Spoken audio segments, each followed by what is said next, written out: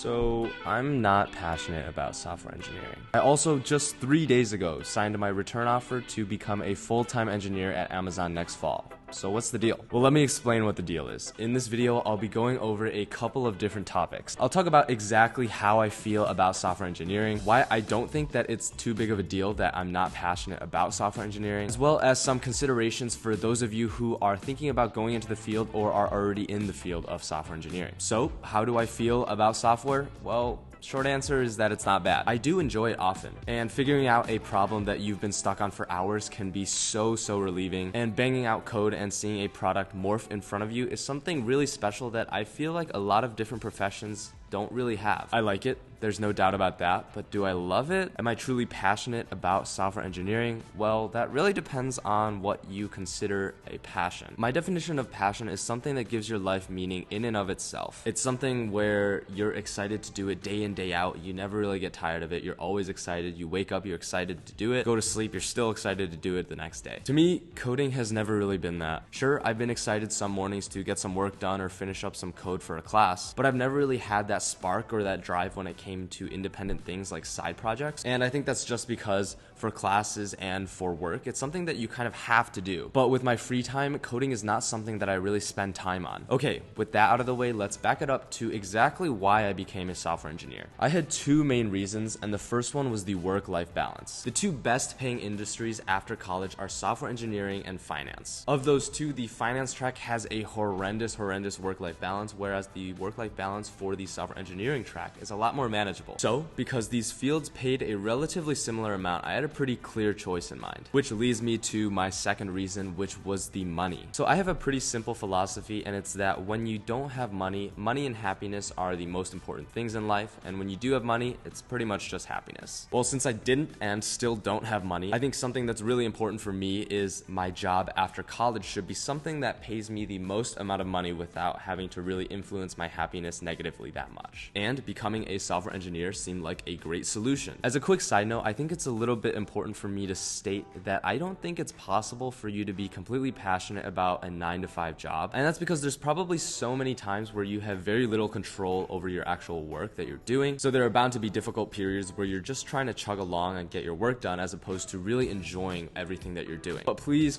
take this with a huge grain of salt, because I haven't even started full-time employment yet. I have no idea what it's actually like. So I could very well end up loving it. I've also never really been truly passionate about something in my life, so my definition of passion may be a little bit idealistic and a little bit unrealistic as well. So why don't I think it matters that I'm not passionate about software engineering? Well, because software engineering still contributes very positively to my life, and I assume that it will as well when I join full-time. Throughout my internships, I was really intellectually stimulated by all the work that I was doing, and I had the opportunity to live in a big city and get paid at the same time. Being a software engineer will also allow me to go on vacations and hopefully not have to worry about spending money too much. And I can also start saving heavily for retirement with the extra income that it provides. The external benefits that being a software engineer provides are, in my opinion, just as important as the work itself. Specifically, I'm talking about the money that being a software engineer provides, as well as the time freedom that being a software engineer provides. With a healthy amount of time and money resources, you can properly enjoy your life with your relationships with your friends and your family without necessarily having to absolutely love your work, at least